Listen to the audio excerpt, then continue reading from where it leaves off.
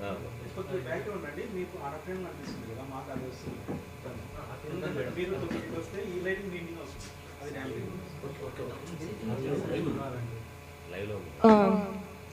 So Kiran యాదవ్కి ఎలా ఈ సిబిఐకి ఇన్ఫర్మేషన్ ఎలా వచ్చిందో చూద్దాం. స్టేట్మెంట్స్ తీసుకున్నారు, దీంతో పాటు ఫైల్ చేసేదంతా మొత్తం ఇదే ఫైల్ చేసింది, చూపిస్తాను.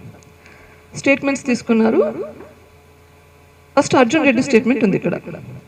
అర్జున్ రెడ్డి ఏమంటాడు, ప్రొద్దున్నే నాకు వివేకానంద రెడ్డి గారి చావు గురించి ఎట్లా తెలిసింది, మా అమ్మ చెప్తే తెలిసింది 8 గంటల ప్రాంతంలో. అది కూడా మళ్ళీ వెరిఫై చేయలేదు, ఎందుకంటే సిపిఐకి నేను ఆల్రెడీ ఇన్ఫార్మ్ చేసినాను కూడా ఈ విషయం. అభిషేక్ రెడ్డి అర్జున్ రెడ్డి మధ్య కాల్ ఉంది. ఈ సిడిఆర్ అర్జున్ రెడ్డి సిడిఆర్ కూడా లేదు, కానీ అభిషేక్ రెడ్డి సిడిఆర్ చూస్తే వాళ్ళ మధ్య కాల్ ఉంది. 7:30కు ముందే అభిషేక్ రెడ్డి చెప్తాడు, అర్జున్ రెడ్డి చెప్తున్నాడు, నాకు తెలిసింది 8 గంటలకని. డాక్టర్ అభిషేక్ రెడ్డి ఈ మధ్యన చనిపోయారు, మనకు అందరికీ తెలిసింది. డాక్టర్ అభిషేక్ రెడ్డి ఈ ఇంట్లో ఉన్నారు. అప్పుడు ఈ ఇంట్లో వచ్చి చూశారు. ఆయనకు తెలుసు ఏదో ప్రాబ్లం జరిగింది, ఆయన స్టేట్మెంట్లో కూడా చెప్పాడు, ఇది దెబ్బలన్నీ ఉన్నాయని చెప్పి. మరి పిచ్చాపాట మాట్లాడుతున్నారా, లేకపోతే అభిషేక్ రెడ్డి ఇన్ఫార్మ్ చేశాడా అర్జున్ రెడ్డికి వివేకానంద రెడ్డి చనిపోయారు? మరి 7:30కు తెలుసుంటే 8 గంటలకు ఎట్లా తెలుస్తుంది? సిబిఐ ఈ మాత్రం వెరిఫికేషన్ చేసుకోవాల్సిన బాధ్యత సిబిఐ మీద ఉందా లేదా? చెప్పింది వినడమేనా? ఇప్పుడు ఎవరైనా మనం తప్పు చేశామంటే తప్పు చేయలేదు అని అంటాం. మరి ఇన్వెస్టిగేషన్ ఏజెన్సీ ఏంటి, ఒట్టి స్టేట్మెంట్ తీసుకుని పక్కకి వెళ్ళిపోవడమా? 20వ తారీఖు కిరణ్ యాదవ్ స్టేట్మెంట్ తీసుకున్నారు. ఏమన్నాడు, I was at my home only, ఇంట్లోనే ఉన్నాను టీవీ చూస్తూ, అప్పుడే నాకు తెలిసింది. ఆ టైంలో ఇంట్లో అందరము ఇక్కడే ఉన్నాం, ఇంట్లోనే ఉన్నాం. ఇది చెప్పారు, అది ఫైనల్ కంక్లూషన్ అయింది. అది వెరిఫై చేసుకోవాల్సిన బాధ్యత లేదా? ఓకే, తర్వాత ఇంకో వీడియో చూపిస్తాను. 7:12కు కిరణ్ యాదవ్ మెసేజ్ పంపించాడు. అందరికీ తెలిసిందే, ఈ ఫస్ట్ వివేకానంద రెడ్డి గారు చనిపోయిన ఇన్ఫర్మేషన్ బయటకు వచ్చింది సాక్షి టీవీలోనే, మీడియాలో. ఆ తర్వాతనే మిగిలిన ఎక్కడైనా వచ్చింది. మరి సాక్షి టీవీలో 7:13కు వచ్చింది. కిరణ్ యాదవ్కి 7:12కి ఎట్లా తెలిసింది? ఒక్క నిమిషమైనా అది క్రూషియలే కదా.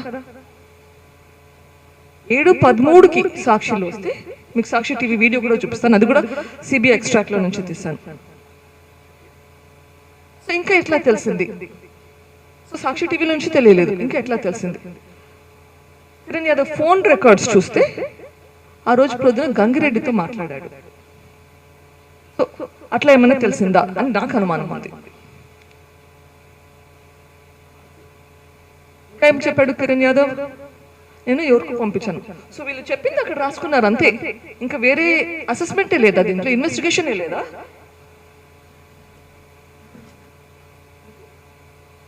వేరే వాళ్ళని కూడా కాంటాక్ట్ చేశారు, ఆ వేరే వాళ్ళు ఎవరో కూడా తెలియదు.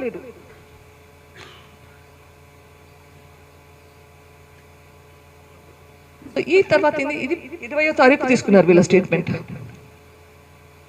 ఈ మధ్యలో ఏమైంది, సుప్రీంకోర్టులో నేను పిటిషన్ పెట్టినప్పుడు లోవర్ కోర్టు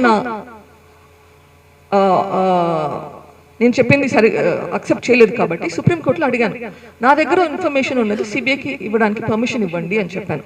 మీకు అది కూడా షేర్ చేస్తాను. 132 పేజ్ డాక్యుమెంట్ సిబిఐకి షేర్ చేశాను. దాంట్లో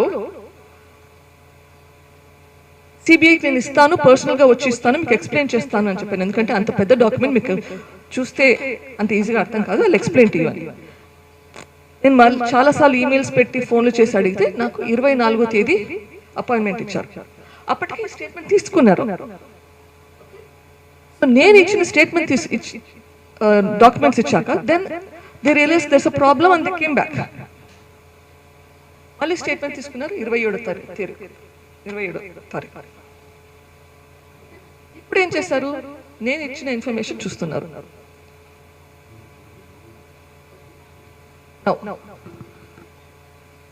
కిరణ్ యాదవ్ వాళ్ళ మదర్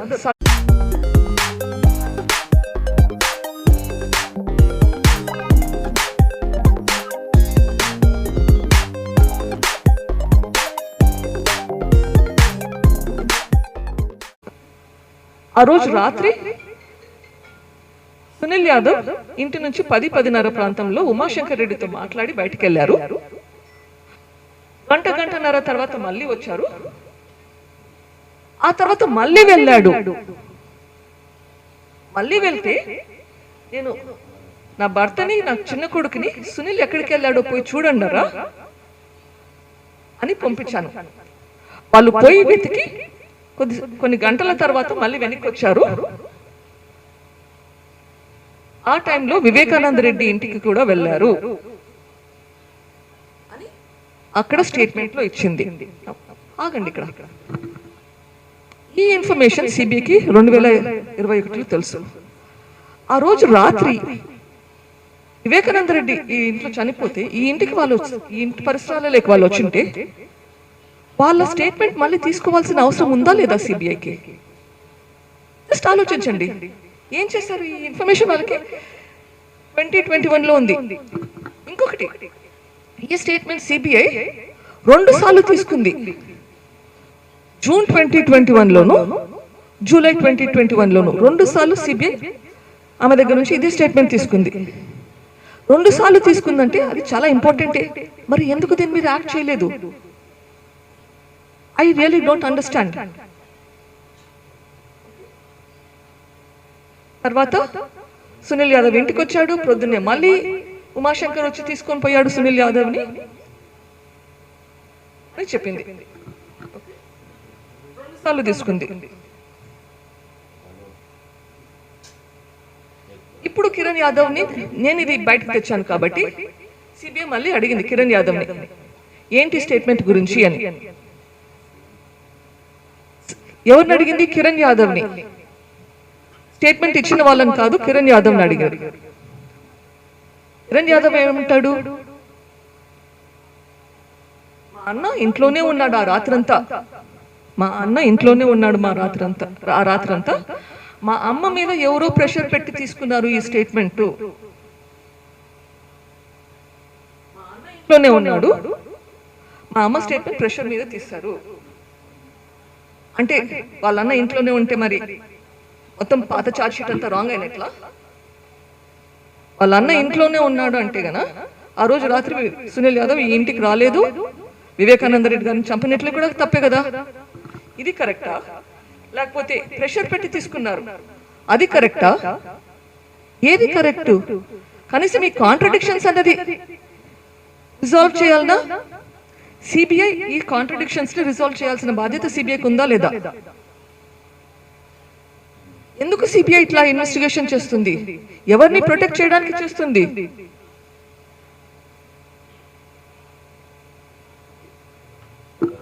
మరి ఎవరు వివేకానంద రెడ్డిని చంపింది? సరే, సావిత్రి యాదవ్ మీద ప్రెషర్ పెట్టారే అనుకోండి. ఎవరు ప్రెషర్ పెట్టారు? ఎందుకు ప్రెషర్ పెట్టారు? ఇవన్నీ ఎక్స్ప్లెయిన్ చేయాల్సిన బాధ్యత సిబిఐకి ఉందా లేదా? ఇంకా నేను మీకు అగైన్ డాక్యుమెంట్స్ అన్ని మీకు షేర్ చేస్తాను.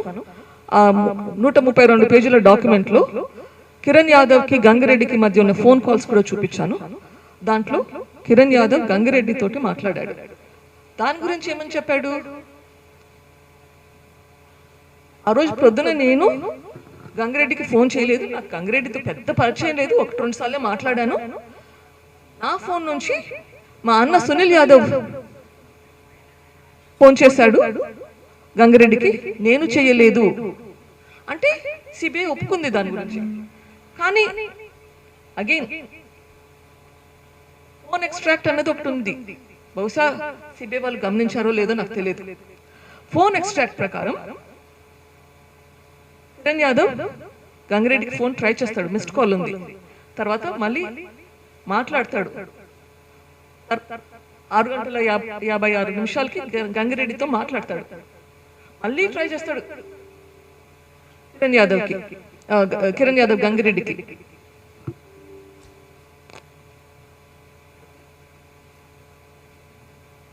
తర్వాత అదే ఫోన్ నుంచి సునీల్ యాదవ్కి 3 సార్లు ట్రై చేస్తాడు. సునీల్ యాదవ్ గంగిరెడ్డికి ఫోన్ చేశాడంటే ఆ ఫోన్లో నుంచి సునీల్ యాదవ్ ఫోన్ పక్కన స్విచ్ ఆఫ్ చేసి పెట్టుకొని గంగిరెడ్డికి ఫోన్ చేసి మళ్ళీ కిరణ్ యాదవ్ ఫోన్ తీసుకొని తనకు తానే ఫోన్ చేసుకుంటాడా? అంటే 2 ఫోన్లు ఆయన దగ్గరే ఉన్నాయి. ఆయన ఫోన్ నుంచి కిరణ్ యాదవ్ ఫోన్ నుంచి తన సొంత ఫోన్కి చేసుకుంటాడా? This no logic to this. అంటే ఆ ఫోన్ కిరణ్ యాదవ్ టు గంగిరెడ్డినే. It is not from Sunil Yadav. Because Kiran Yadav మళ్ళీ సునీల్ యాదవ్ కూడా ఫోన్ చేయడానికి ట్రై చేస్తాడు. సావిత్రి గారి స్టేట్మెంట్ చూస్తే ఆ రోజు పొద్దున సునీల్ యాదవ్ ఉమాశంకర్తో పాటు గంగిరెడ్డి ఇంటికి పోయాడు. బహుశా అందుకే ఫోన్ చేశాడేమో గంగిరెడ్డికి. బహుశా కిరణ్ యాదవ్కి ఆల్రెడీ తెలుసేమో. ఇది మాత్రం విచారించలేదు. ఇది సిబిఐ చెప్పిన విషయం కాదు, నేను చెప్తున్నాను. అట్లాగే ఇంకా చాలా విషయాలు చెప్తూ కిరణ్ యాదవ్ ఉమాశంకర్ రెడ్డి వైఫ్ కి 16వ తేదీ మార్చ్ 16, 2019లో 25 సార్లు అట్లీస్ట్ 25 కాల్స్ ఉన్నాయి కిరణ్ యాదవ్ టు స్వాతి గారు, వైఫ్ ఆఫ్ ఉమాశంకర్ రెడ్డి. దాని గురించి విచారించమంటే Sunil Yadav use my phone to talk to Umashankar Reddy అంటాడు. సరే, ఆ కాల్స్ చూద్దాం. 16వ తేదీ రాత్రి 1 గంట ప్రాంతంలో సునీల్ యాదవ్ కాల్స్ నుంచి చాలా కాల్స్ ఉన్నాయి. అండ్ సునీల్ యాదవ్ ఇంటి నుంచి బయటకు వెళ్ళిపోతాడు, జేఎన్టీ రోడ్లో ఉన్నాడు. అదే టైంలో కిరణ్ యాదవ్ ఫోన్ నుంచి ఉమాశంకర్ రెడ్డి వైఫ్ కి కాల్స్ ఉన్నాయి. మధ్యరాత్రి 1 గంట 2 గంటల ప్రాంతంలో సునీల్ యాదవ్ లేడు, కిరణ్ యాదవ్ ఫోన్ నుంచి పోతున్నాయి. సార్, సునీల్ యాదవ్ మీద ఎట్లా ఇస్తారు ఈ కాల్స్ అన్ని? 25 సార్లు వీళ్ళతో సంభాషణ ఉందంటే ఏదో నడుస్తుంది అక్కడ. ఇట్లా చాలా చాలా ఎవిడెన్సెస్ చెప్పాను. ఇవన్నీ పక్కన పెట్టిస్తున్నారు. నేను చెప్పాను కాబట్టి చూసి మీరు రాంగ్ ఎక్స్ప్లెనేషన్స్ పెట్టాలి చూస్తున్నారు. అట్లే మహేంద్ర యాదవ్ స్టేట్మెంట్ తీసుకున్నారు, saying that there is nothing behind it. Okay, so again I come down to this.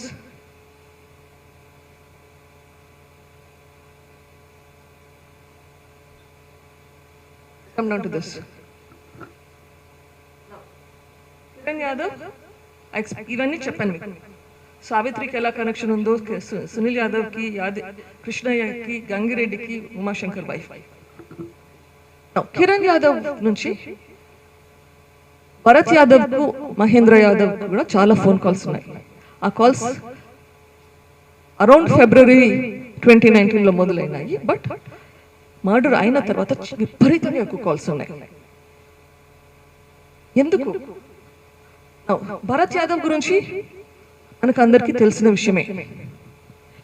తెలుసు, అట్లీస్ట్ పులివెందుల వాళ్ళకి బాగా తెలిసింది వచ్చేసి ఈ మధ్య కాలంలో భరత్ యాదవ్ రోడ్డు మీద ఒకరిని సీసీ కెమెరా క్యాప్చర్ చేసిన విధంగా ఒకరిని మర్డర్ చేస్తే జైలుకి వెళ్ళి వచ్చాడు. So called reporter, real estate చేసే మనిషి. ఆ మనిషికి గన్ లైసెన్స్ ఎవరు ఇప్పించారు? అప్పట్లో భాస్కర్ రెడ్డి కానీ అవినాష్ రెడ్డి కానీ అంటున్నారు. ఎందుకు గన్ లైసెన్స్ ఇప్పించారు భరత్ యాదవ్కి? ఒక రిపోర్టర్కి ఎందుకండి గన్ లైసెన్స్? రియల్ ఎస్టేట్ చేసుకున్న మనిషికి ఎందుకండి గన్ లైసెన్స్? అన్లెస్ తప్పులు చేస్తుంటే తప్ప వాళ్ళకి ఇప్పించాల్సిన అవసరం ఏమొచ్చింది? There is some connection. Apart from that ఇంకా ఏం కనెక్షన్ ఉంది? భరత్ యాదవ్ అనే అతను దస్తగిరి అనే అతనితోటి ఢిల్లీకి కూడా వెళ్ళాడు.